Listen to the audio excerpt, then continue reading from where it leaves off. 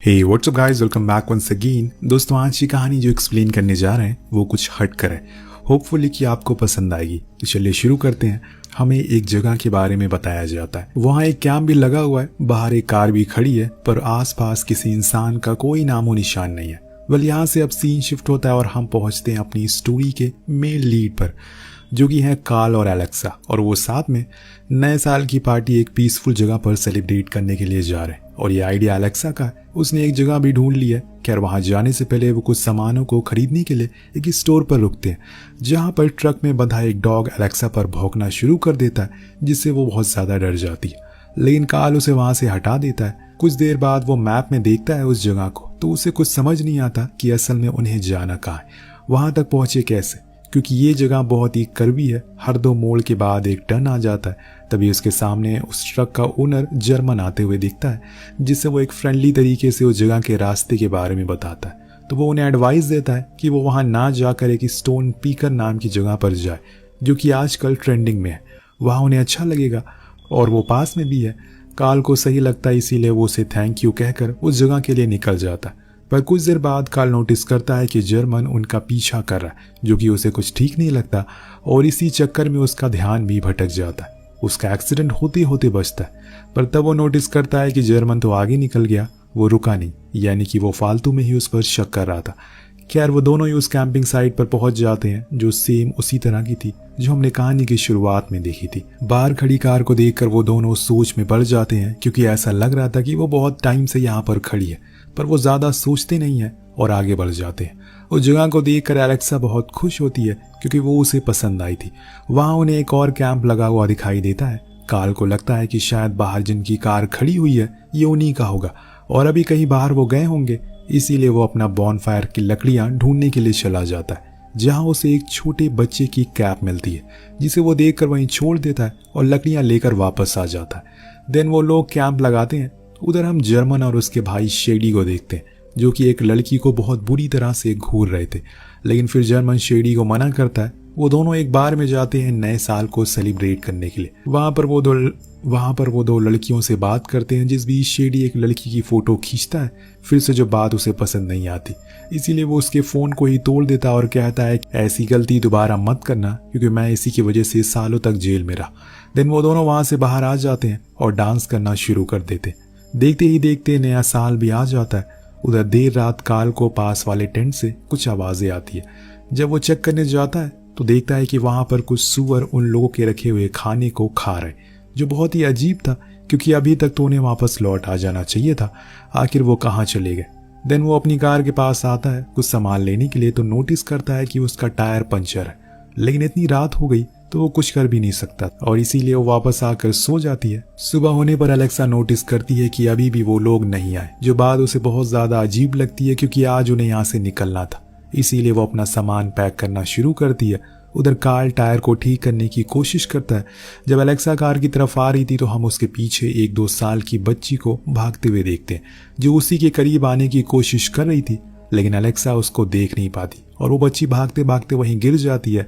लेकिन थोड़ी देर बाद जब कार्ल उसको दोबारा टेंट के पास जाने को कहता है ताकि वो अपने बचे हुए सामान को ले सके, तब वो उस बच्ची को फाइनली देख लेती है, जिसको देखकर ऐसा लग रहा था कि मानो उसने कई दिनों से कुछ भी खाया नहीं है। वो तुरंत ही कार्ल को आवाज लगाती है और उसकी आवाज को सुनकर वो उसके पास जाता है। तब उस बच्ची को देखकर वो हैरान था कि आखिर इस घने जंगल में इसे अकेला छोड़कर कौन चला गया। वो तुरंत उसका इलाज करता और उसे पानी पिलाता। देन उसको लेकर अपनी कार के पास आता है। लेकिन अब उनकी कार खराब हो चुकी है, वजह आपको पता ही है। इसीलिए कार्ल कहता है कि हम ये साइड वाली कार लेकर चले जाते हैं और वहां जाकर इसके ओनर का पता लगाकर उसे लौटा देंगे। फिलहाल के लिए इस बच्ची को हॉस्पिटल ले जाना ज्यादा जरूरी है। एलेक्सा को ये चीज सही लगती है, इसीलिए वो दोनों ही उस पर बैठने लगते हैं कि तभी वहां पर एक कार आती है, जिसमें से शेडी बाहर आता है, जर्मन का भाई, जिसे देखकर कार्ल उसे बताता है कि हमने यहाँ पर कैंपिंग की थी, लेकिन हमारी कार खराब हो गई है। उन्हें पास में ही जंगल में एक बच्ची मिली, जिसको देखकर शेडी बहुत ही ज्यादा घबरा जाता है और कहता है कि मुझे लगता है कि इसका परिवार दूसरी ओर वाटरफॉल की तरफ गए होंगे, हमें भी वहां जाना चाहिए, शायद इसका परिवार वहां मिल जाए। अब ये सुनकर कार्ल मान जाता और यही उसकी सबसे बड़ी गलती थी, क्योंकि उन्हें उस बच्ची की जान को बचाना है किसी भी हाल में। इसीलिए वो एलेक्सा को उस बच्ची को वहीं कार में रहने को कहकर वहां से जाने लगता है। जाते हुए शेडी अपनी बंदूक भी निकाल लेता है, जिसको देखकर कार्ल पूछता है कि ये क्या है। तो वो बताता है कि वो एक शिकारी है, इसीलिए उसके पास ये हर समय रहती है। दिन दोनों आगे बढ़ जाते हैं और कुछ दूर ट्रैक करने के बाद वो कुछ ऐसी चीजें देखता है जिससे कि उसकी आंखें फटी की फटी रह जाती है। दरअसल वहां पर कुछ लाशें पड़ी हुई थी। जी हाँ, कुछ इंसान गिरे पड़े थे जिन्हें किसी ने बहुत ही बेदर्दी से मार डाला था। और ये सब देखकर कार्ल सहम सा जाता है। पर ये परिवार है कौन और वो बच्ची क्या इन्हीं की बेटी थी? ये सब जानने के लिए चलते हैं हम 4 दिन पहले। जी हाँ, यहाँ पर हम 4 लोगों के परिवार को देखते हैं जो कि कार्ल और एलेक्सा के आने से पहले यहाँ पर आए थे। उसी जगह पर कैंप लगाया था जहाँ पर इन लोग ठहरे हुए थे। इस परिवार में रॉबर्ट, मार्गरेट, उनकी बेटी एनी और एक 3 साल की बच्ची भी थी। जी हाँ, वही बच्ची जो कि एलेक्सा के पीछे पीछे आ रही थी। अब चारों ही लोग बहुत खुश थे। इस बीच हम एनी को देखते हैं जो कि एक जगह पर फोटो खिंचवा रही थी कि तभी उसे कुछ हलचल सुनाई देती है, जिससे कि वो थोड़ा डर जाती है और वापस अपने कैंप पर आ जाती है। रात होने पर रॉबर्ट सभी के लिए खाना बनाता है जो कि उसका शौक है। इस बीच वो उन्हें बताता है कि यहाँ पास में एक ऐसी जगह है जहाँ पर कई टूरिस्ट का कहना है कि वहाँ पर जो भी कोई घूमने के लिए गया है उन्हें कुछ लोगों ने पकड़ लिया और मार दिया, उनके सारे सामानों को भी लूट लिया। ये सुनकर एनी बहुत डर जाती है क्योंकि उसने आज सुबह ही कुछ आवाज़ें यहाँ पर सुनी थी। लेकिन रॉबर्ट अपनी बेटी को ऐसे डरा हुआ देखकर हंसते हुए कहता है, अरे मैं तो मजाक कर रहा था, चलो अब सो जाते हैं, कल हमें ट्रैक पर भी जाना है। सुबह होने पर सभी लोग तैयार हो जाते हैं, लेकिन एनी कहती है कि उसे नहीं जाना क्योंकि उसे ऐसे ट्रैक पसंद नहीं है। उसकी मम्मी उसे बहुत मनाती हैं लेकिन उसके मानने को राजी नहीं थी। इसीलिए रॉबर्ट उसे वहीं रहने को कहता है और खुद वो लोग ट्रैक के लिए निकल जाते हैं। कुछ देर बाद हम नोटिस करते हैं कि कोई है जो एनी को बार बार देख रहा है, जो चीज़ वो भी नोटिस करती है। इसीलिए खुद की सेफ्टी के लिए वो जाकर कार में सो जाती है। उधर वो तीनों आराम से ट्रैक कर रहे होते हैं, लेकिन अब इनकी मुसीबतों की घड़ी आने वाली है क्योंकि वहाँ एनी के पास हम एक कार को रुकते हुए देखते हैं जिसमें से कोई और नहीं बल्कि वही 2 भाई निकलते हैं जो शिकार करने के लिए आए थे। पर शेडी की नज़र कार में सो रही एनी पर पड़ती है, जिससे वो नॉक करके उठा देता है। जब वो उठती है तो अपने सामने 2 आदमियों को देखकर और ज़्यादा डर जाती है और बार बार हॉर्न बजाना शुरू कर देती है, जिससे कि वहाँ रॉबर्ट को आवाज़ सुनाई आ जाती है। उसे लगता है कि शायद कोई गड़बड़ है, इसीलिए वो वहाँ से भागकर कैंप के करीब आने लगता है। इधर जर्मन बंदूक की नोक पर एनी को बाहर आने को कहता है, वरना वो उसे मार देगा। वो बहुत ही ज़्यादा डर जाती है और मजबूरन बाहर आ जाती है, लेकिन इतने में रॉबर्ट आकर शेडी पर चढ़ जाता है और उसे मारना शुरू करता है। पर शेडी के एक ही घूंसे में वो बेहोश हो जाता है। इस बीच हम मार्गरेट को भी देखते हैं जो कि अपनी बच्ची को पहले टेंट में सुला देती है और फिर यहाँ आती है, लेकिन ये लोग उसे भी पकड़ लेते हैं और फिर तीनों के मुंह पर टेप लगाकर एक अजीब सी जगह पर लेकर जाते हैं जिसके बारे में रॉबर्ट ने कल रात को बताया था। ये वही जगह थी जहाँ पर उसके सामने ही उसकी बीवी और बच्चे, वो दोनों बहुत बुरी तरह से उसका इस्तेमाल करते हैं और फिर वैसे ही छोड़ देते हैं। और ये सब रॉबर्ट अपनी आंखों से देख रहा था पर कुछ कर नहीं पाता। कुछ देर बाद जब शेडी एनी का फ़ोन चेक कर रहा होता है तो उससे पता चलता है कि इनके साथ एक छोटी बच्ची भी है जो कहीं दिखाई नहीं दे रही है। इसीलिए वो मार्गरेट से इस बारे में पूछता है, लेकिन वो कुछ नहीं बताती और वो दोनों गुस्से में आ जाते हैं। तो वो एक शूटिंग गेम खेलना शुरू करते हैं जिसमें वो एक कैन रॉबर्ट के सर पर रखते हैं और फिर शेडी उस पर शूट करता है, लेकिन उसके बार बार हिलने की वजह से वो गोली जाकर उसके सर पर लगती है, जिससे वो वहीं मारा जाता है। रॉबर्ट को अपनी नज़रों के सामने ऐसा मरता हुआ देखकर मार्गरेट एकदम से टूट जाती है। लेकिन ये दोनों अब ये गेम उसके साथ खेलने वाले, पर वो भी बार बार हिलती है जिसकी वजह से जर्मन निशाना नहीं लगा पा रहा था, जो देखकर शेडी उसका मजाक बनाता है कि वो बूढ़ा हो चुका है, उसको चश्मा लगा लेना चाहिए, जो सुनकर उसे गुस्सा आता है और वो उसकी छाती पर गोली मार देता है। देन वो दोनों दोबारा मिलकर एनी के साथ गलत काम करते हैं और फिर उसे भी मार देते हैं। मतलब इन दोनों ने एक पूरे परिवार को खत्म कर दिया जो कि बेकसूर था। पर अब उन्हें उस बच्ची को ढूंढना है, इसीलिए वो दोनों फिर से टेंट में जाते हैं, लेकिन वहां कोई भी नहीं था क्योंकि वो बच्ची तो अपने माता पिता को ढूंढने के लिए जंगल में भटक रही है। पर उसे क्या पता कि उसके पूरे परिवार को मार डाला गया है। वेल, अब कहानी प्रेजेंट में आती है। हम कार्ल को देखते हैं जो कि उनकी लाशों को देखकर हैरान था। तभी शेडी नोटिस करता है कि यहाँ पर मार्गरेट नहीं है, यानी कि वो भी जिंदा है।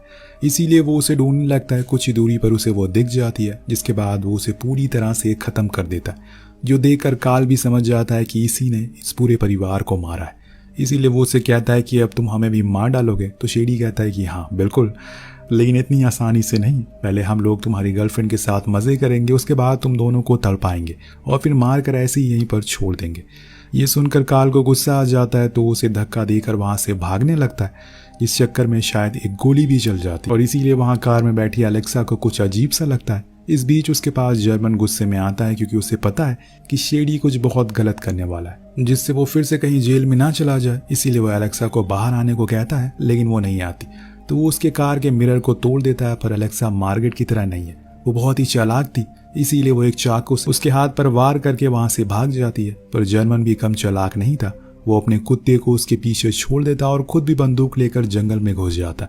उधर शेडी काल के पीछे अंधाधुंध गोलियां बरसाना शुरू करता है और इधर जर्मन के डॉग का ध्यान एक खरगोश अपनी ओर आकर्षित करता है, जिस चक्कर में एलेक्सा उसे पीछा छुड़ाने में कामयाब हो जाती है। पर यहाँ शेडी गलती से जर्मन को काल समझ लेता और उसे ही गोली मार देता है, जिससे वो वहीं गिर जाता और अपनी ऐसी हरकत को देखकर उसे खुद पर बहुत ज्यादा गुस्सा आता है। इतने में वहां पर एलेक्सा उस बच्ची के साथ आती है, जिसको शेडी अपनी बंदूक की नोक पर रख लेता है और अपने साथ चलने को कहता है। और ये सब दूर छुपा हुआ काल देख रहा था, लेकिन वो अभी बाहर नहीं आएगा, उसे सही मौके का इंतजार है, जरूर वो कोई गलती करेगा।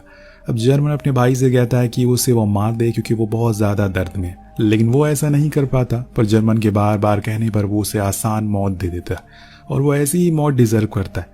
देन वो एलेक्सा को लेकर वहीं जाता है जहाँ इन्होंने एनी के साथ गलत काम किया था।